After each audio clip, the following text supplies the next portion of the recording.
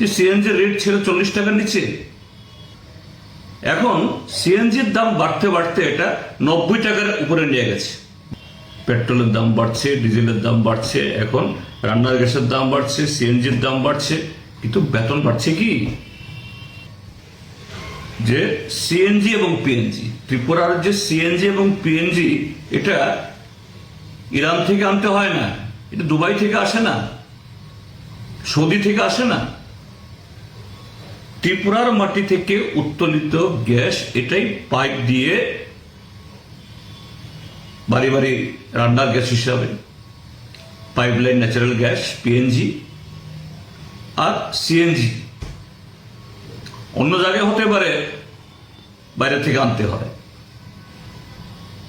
এটারও দাম বাড়ছে। এবং গত 8 বছরে এ সরকার আসার আগে 2018 মার্চের আগে আমি এটা চেয়ারম্যান ছিলাম এই ত্রিপুরা ন্যাচারাল গ্যাস কর্পোরেশন লিমিটেডের, TNGCL এর। আমি জানি যে সিএনজির রেট ছিল 40 টাকার নিচে, পিএনজির দাম কম ছিল। এখন সিএনজির দাম বাড়তে বাড়তে এটা 90 টাকার উপরে নিয়ে গেছে, বা 90 টাকার একটু নিচে, মফস্বল একটু দাম বেশি, 90 টাকার উপরে। পাইপলাইন ন্যাচারাল গ্যাসের ক্ষেত্রেও তাই। তো কোন যুক্তিতে? তো এইভাবেই জনগণের তারা পকেট কাটছে। তার সাথে এই সিএনজি পিএনজির সাথে তারা আবার রুট ডেভেলপমেন্ট ট্যাক্স নামে কিছু শুল্ক বসাচ্ছে। আমাদের রোডের অবস্থা কি?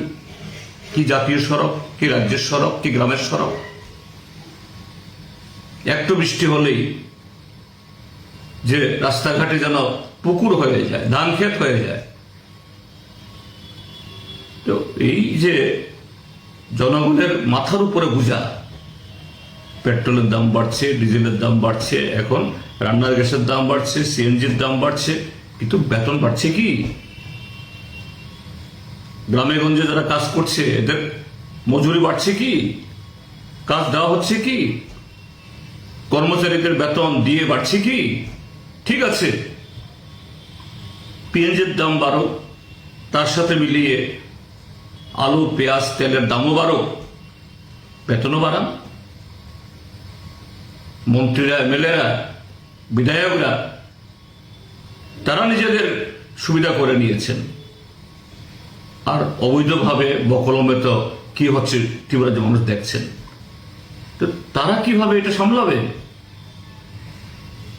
আয় কমছে কিন্তু ব্যয় বাড়ছে দ্বিগুণ, তিনগুণ, চারগুণ, লাফিয়ে লাফিয়ে। রাজ্যের মানুষ এই সরকারের এই যে জনবিরোধী, এই যে দ্বিচারিতা,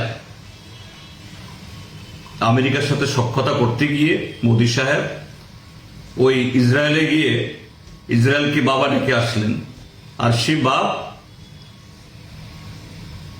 আমাদের প্রধানমন্ত্রী মহোদয় ফিরে আসার পরদিন থেকে যুদ্ধ শুরু করে দিলেন, যে কারণে আজকে ইরান থেকে আমাদের দেশে জাহাজ আসছে না। এটা তো অন্য দেশের ক্ষেত্রে অসুবিধাগুলি হচ্ছে না, তাদের সাথে যারা মিত্র আছে।